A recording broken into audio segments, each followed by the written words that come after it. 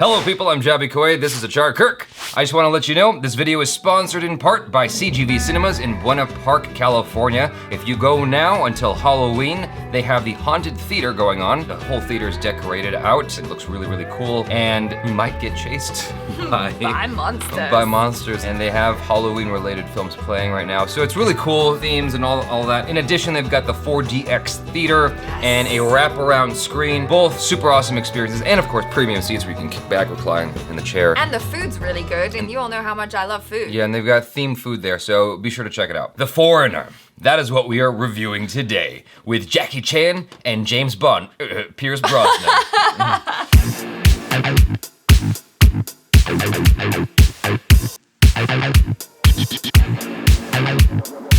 This comes from IMDb. A humble businessman with a buried past seeks justice when his daughter is killed in an act of terrorism. A cat and mouse conflict ensues with a government official whose past may hold clues to the killer's identity. So we're gonna keep this spoiler-free for the time being. I will let you know when we're going into spoiler territory so you can shut it off if you haven't seen the movie yet. I personally am a long time fan of Jackie Chan, as many of you guys probably know. I have long known that Jackie Chan can act really, really well. I knew that he was a performer at heart. I knew all about his upbringing and his training. I recognized that most people just see him as the kung fu martial arts guy. I knew from watching his more dramatic films what he's capable of. He had been long wanting to do something with more than just martial arts. I mean, ever since Shanghai Nights, he'd been talking about doing something more romantic-esque or more dramatic-based. He kept getting the same thing over and over again, that CIA from America, CIA from China, the Hong Kong police, whatever, and he was just tired of it. He wanted something different and finally got it. And I gotta say, his acting was awesome in this. Like, he actually moved me emotionally. I remember not too long ago, he did Karate Kid. He had a moving performance in there as well. Pierce Brosnan is great as ever. Yeah. I am a big fan of Pierce Brosnan. He's my favorite James Bond.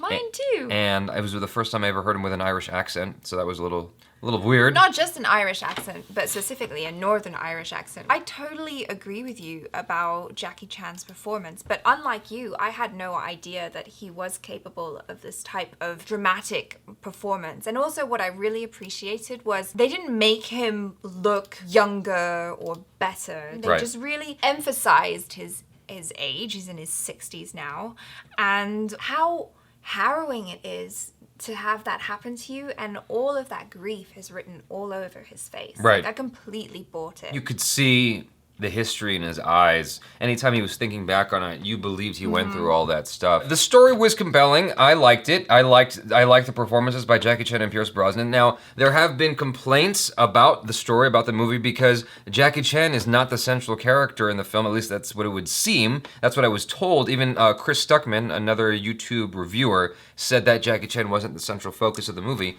However, I would say that yes, he wasn't the central focus, but that's only because he shared focus with Pierce Brosnan. Yeah. I wouldn't say that, okay, technically Pierce Brosnan did have more screen time than Jackie Chan. However, it didn't feel like it was imbalanced in favor of Pierce Brosnan in an egregious way. It felt like it was just both of their stories coming together. It's interesting because I never thought I'd see the day when Jackie Chan was part of a movie that was about the IRA.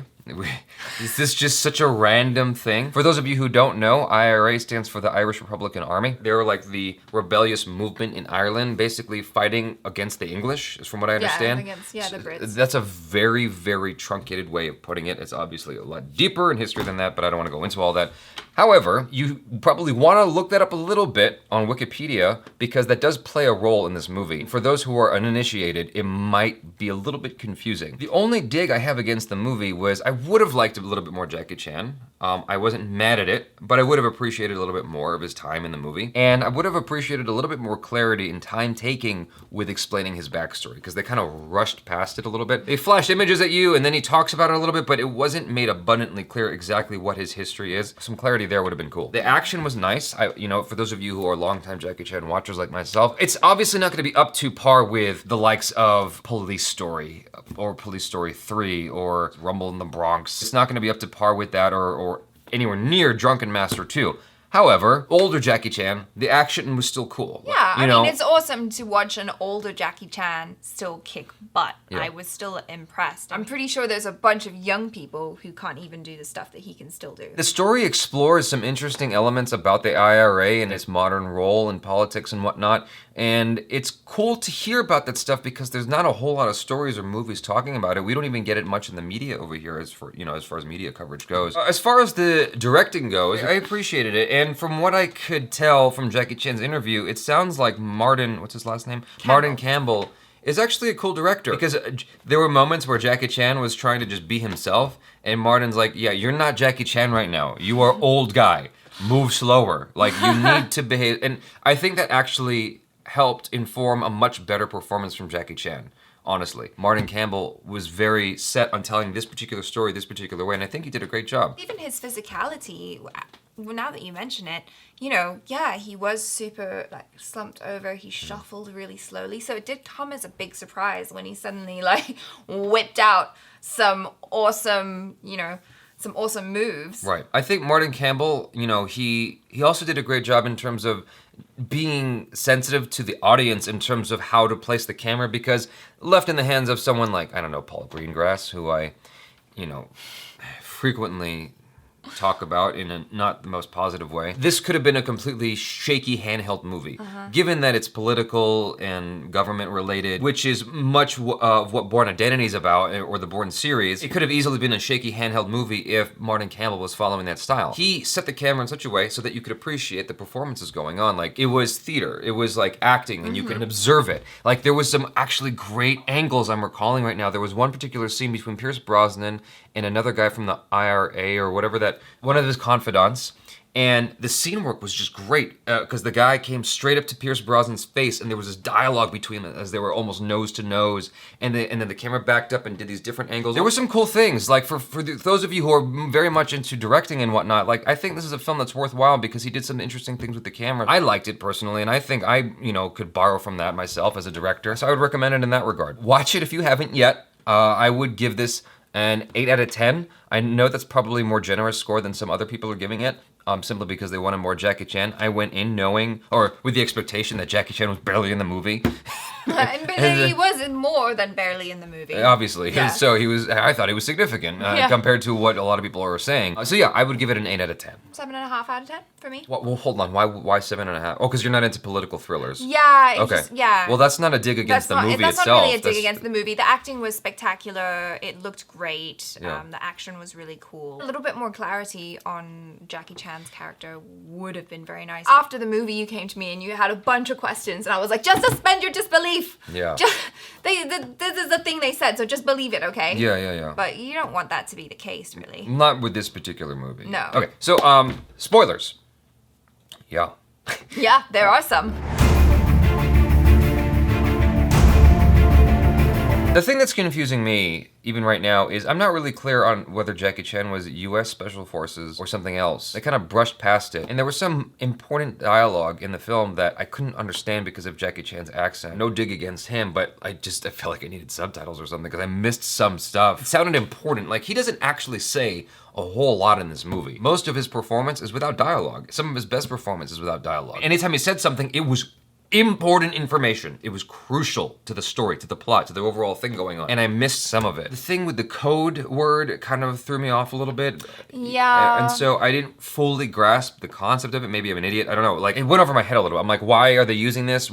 What is the reason for this to exist? Maybe it's supposed to be for identifying right. who they are. Whatever it is, I'm just letting you know. I'm holding that against the movie that I didn't understand that. Maybe that I needed to be spoon-fed a little bit more, or maybe I needed to do more research before watching this movie or afterwards. I don't know. But if you have to, like, do a bunch of research to understand what's going on in a movie, I don't think that's a very good thing. If it was a Wachowski's movie, then that's par for the course. Just have your phones at the ready. Yeah. Wikipedia. I liked Pierce Brosnan's acting overall. I don't know if it was just me not being used to it, but his Irish accent called attention to itself for some reason for me. Like, I was focused in on that because it sounded different than other people's Irish accents in the film. Maybe everyone else's was wrong, or maybe it had a consistency that I just couldn't accept because I'm used to Pierce Brosnan being English. That was like, it was throwing me a little bit. But it was interesting to see Pierce Brosnan as this guy. Like, I believed him as the guy who was once someone powerful and had fallen from that. He had descended into this person who's just trying to keep shit together, and he's not doing a very good job. Like, I believed him as that dude. He was morally questionable, though. He was morally questionable, but he got it.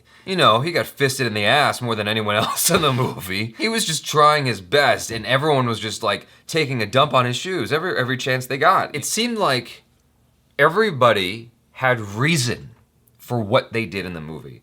Nothing was without reason in this film. Everything felt motivated by something.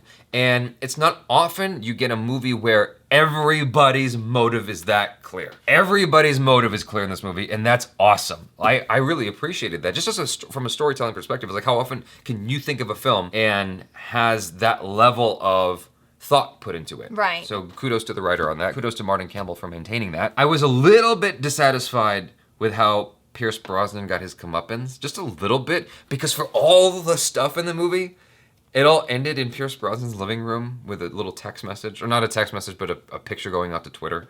Like, really? That's the finisher? I mean, I get it. Intellectually, I get it, but it almost felt like the end of Mission Impossible 5. I think it's that Mission Impossible where Tom Cruise traps the bad guy in a glass case. I'm like, that's how you end the movie? You had him on a plane.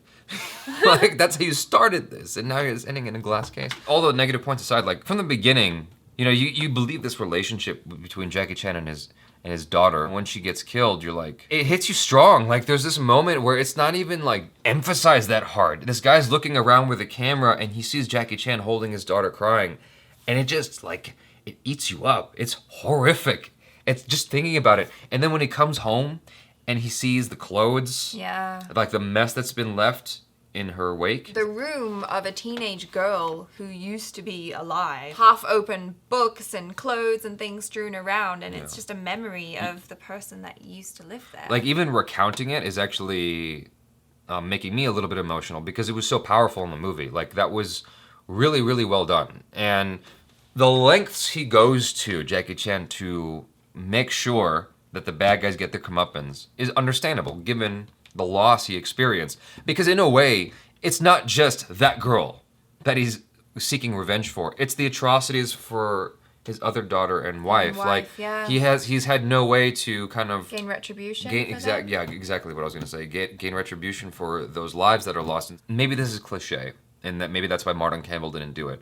But I would have liked it if there was some kind of romance between him and that girl at the end. Almost reminded me of Crouching Tiger, because for those of you, it's been out a long time, so screw it. In Crouching Tiger, the whole thing is Michelle Yeoh and Chow Yun-fat were in love with each other, but they could never share their feelings because he used to be married to a woman who died, and I guess they both felt like, out of respect for her, they weren't going to do anything ever. Wow. But then, as he's dying, he confesses his love for her, and she kisses him, and he's dead. And it's like, man, you lost so much time. Like, you could have... Okay, so I feel like the thing that's similar here, that's a similar thing here where she, out of respect, she's not making any moves because he's still like mourning his wife and daughter now. And so I feel like at the end of the movie, he's alive, they're alive. It could be the opposite of Crouching Tiger where now they have a romance together. You can assume that'll happen anyway, but I wanted to see it a little bit clearer. I didn't mind that didn't happen. I thought that it was very clear that she cared about him I think deeply. I think we needed it because in this day and age, especially, it's harder for people to take Asians as romantic leads seriously. And that's actually part of what Jackie Chan wants, is to be taken as, I don't know why, but I mean, I get it. He wants to be taken as a romantic lead as well. Oh, Jackie, that ship has sailed. No, I don't know about that. I mean... Look, if you can still have anything slightly romantic with... Oh, wait, that's true. With the guy from Taken, what's his name, Liam Neeson, or Bruce Willis, or... Oh, no, and there's also plenty of, like, TV shows and stuff. So it stands to reason that he could have had his little romantic episode at the end of the film, and that would have been cool, in my opinion. That would have been a great way to finish that off, because you don't see that very often. But anyway, the only time I've seen that in mainstream at all is The Walking Dead. That's it. Oh, yeah. And so I'd like to see that a little bit more. And of course, Jackie the Brewster story. But other than that, you know, all the things I said. You guys, if you're interested in going to the CGV Cinemas in Buena Park, go to cgvcinemas.com and you can find their address, number, ticket information, all that stuff there, as well as movie showtimes. Check out ACHARA KIRK on the social media. Subscribe to the channel if you haven't already. Check out our other reactions, reviews, and short films. I'm Jaby Koay. This is ACHARA KIRK. Peace out.